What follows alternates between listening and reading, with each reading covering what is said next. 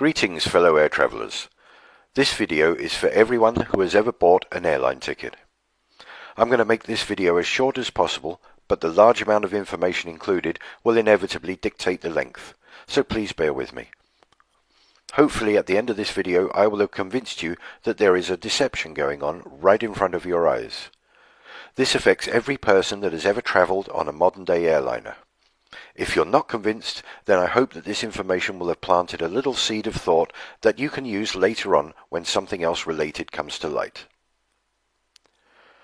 We have been told that the fuel for a flight consists of about 50% of the ticket price.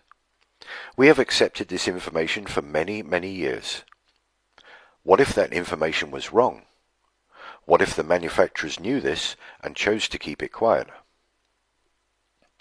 We've all experienced walking up the airplane steps, stopping in the queue and looking around.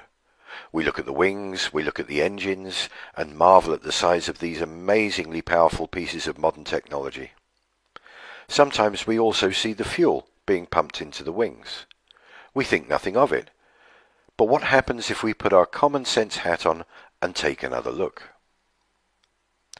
The Airbus A380 is a truly amazing feat of engineering. In a purely bums-on-seats configuration, this aircraft can take almost 900 passengers.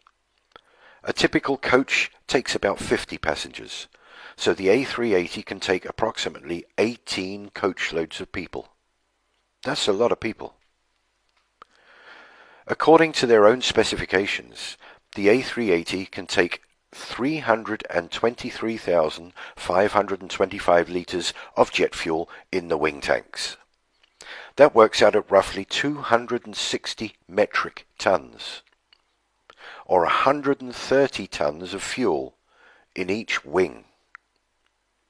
I'll let that sink in for a minute because that is very, very heavy. That is the same as 16 red London double-decker buses on each wing. Or to put it another way, a herd of 22 fully grown elephants on each wing. How does that sound to you? Pretty incredible, right? But you can look this information up in the specifications and check it for yourself. Most of us have seen a plane refueling. They connect one or two hoses underneath the wing, connect that to a pump on board a refueling truck, which then pumps the fuel from underground tanks. This takes about 45 minutes for a full load. We never see the amount being pumped because the tanks are not visible. Let's make them visible and see how that looks. It would take 16 of these 20,000 litre trucks to fill the A380. Where does all this fuel go? In the wings, you say? Okay, let's take a look at the wings, and you tell me where you think it all goes. This is the A380 wing. Pretty huge. Let's put a fuel truck next to it. And another. And another. And another. And 4 more. Just for this wing. Another 8 go into the other wing. Can you see what I'm saying? Now let's take a look at the wings on these aircraft. This is the new Dreamliner taking off in a spectacular fashion. Observe the thickness of the wings. How many fuel trucks would fit in those wings? Okay, let's take a look at the fill rate. To fully fill the A380 takes approximately 45 minutes. To fill an Olympic-sized swimming pool takes about 4 days. I think people are going to be really excited. That is 2.5 million litres of water. The capacity of the A380 is about 8% of the volume.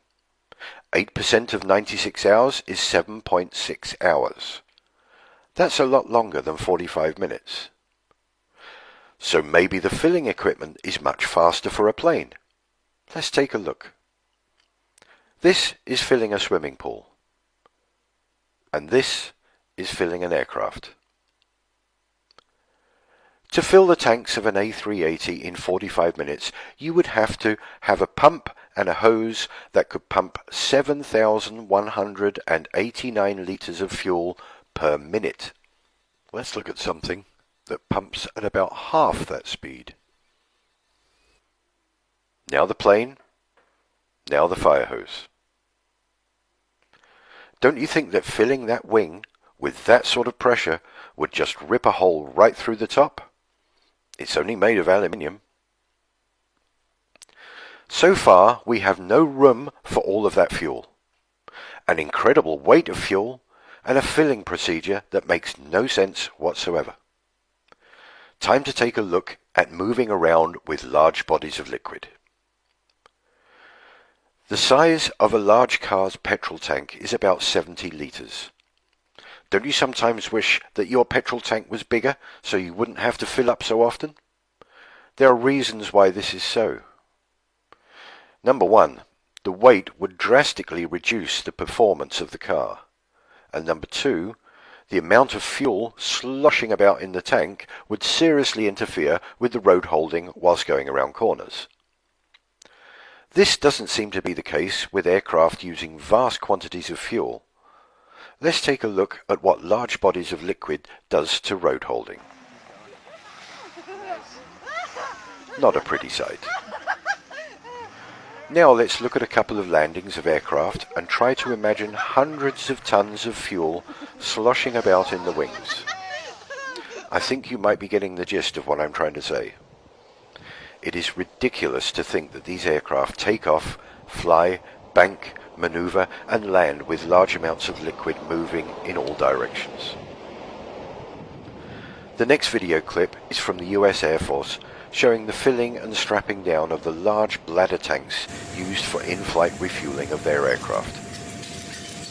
Bear in mind that these 3 tanks are only 9,000 US gallons. This is just under 10% of the fuel needed to fill the A380. Look at the lengths these guys go to and the amount of straps needed to stop this lot sloshing around. Also, this 9,000 gallons takes up a good portion of the aircraft's cargo bay. Where on earth would you fit 10 times this amount on an A380? Is it making sense to you yet? Let's move on to the workings of a modern fan turbine jet engine. Rather than explaining this myself, I will let this short video do the work for me. Observe that at the end they actually say that the secondary flow, which is only compressed air, is the major contributor to the engine's thrust. Hear that, boys? What is it? Just another narrow-body aircraft. Hey, my atoms are shaking. Strange. It sounds far, but I bet my last proton that beast is much closer than you think. Hold on, people. It's a LEAP-powered aircraft. A leap into the unknown. What on earth is a leap? Something you sure haven't seen before. Everybody get ready. We're going in. Can someone please tell me what just happened? Sure. The engine makes a plane move forward. Thrust is produced by air being pulled in by the fan blades. Then this air is ejected at greater speed through the exhaust, creating the required pushing force. This is a principle of Newton's law. For every action, there is an equal and opposite reaction. So how is this possible? General Souls, come with me to the bypass. Extreme sport freaks, with me, we'll hit the compressors, combustor, and turbines. The LEAP is a high bypass ratio engine, which means that a large amount of air bypasses the core of the engine to be ejected directly into the exhaust stream. The fan acts like a propeller. Its curved rotating blades accelerate the airflow into the engine. Lighter composite materials provide better efficiency and resistance. Here come the compressors. Get ready. Things are gonna heat up. Feel that? It's the low-pressure compressor squeezing us. Now, the high-pressure compressors. You're gonna feel the difference. Ultra-efficient compressors deliver optimum air pressure and temperature conditions for combustion. It's rising up now. Let's get toasted! Gentlemen, meet your kerosene counterparts. These guys are gonna light up your day. Already? We usually mingle inside. Not anymore. I thought there'd be more of you. Normally, yes, but in this engine, fewer of us are needed. This little kerosene particle is right. The LEAP engine burns less fuel than former engines. In addition, the fuel nozzles mix fuel and air before they enter the combustor, creating a homogeneous mixture that minimizes the peak temperature during combustion. This technology significantly reduces emissions. Okay, let's go. The combustion chamber. This is the heart of the engine, where energy is created through combustion of fuel and compressed air. Are you ready? Here comes the final blast. What a boost!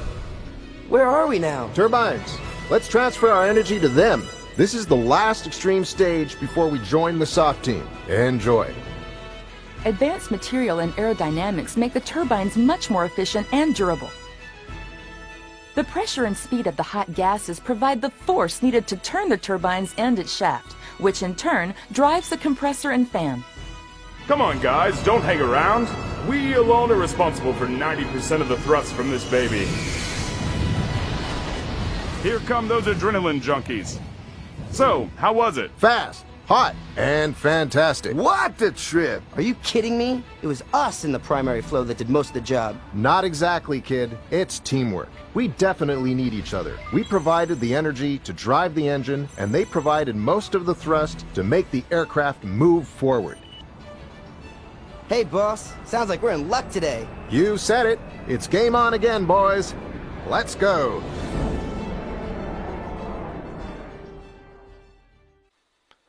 Now let's watch how compressed air, ejected at force into ordinary air, reacts. This is an experiment that anyone can do at home. You compress air inside a plastic bottle, pop open the top, and see the result: water vapor.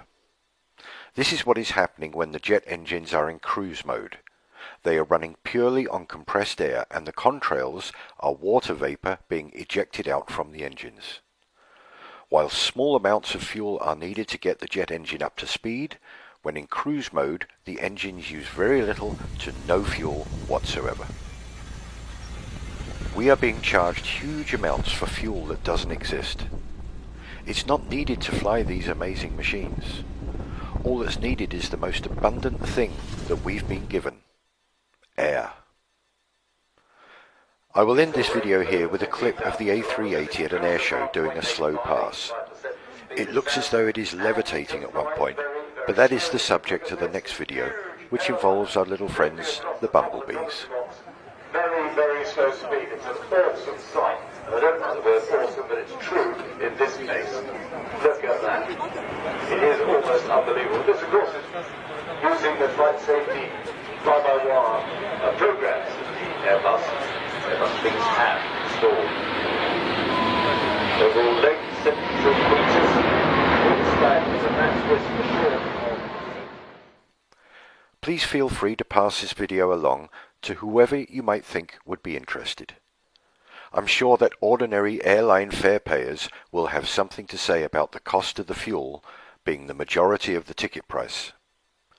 Time to start asking some pertinent questions to people high up in the airline industry. Thank you.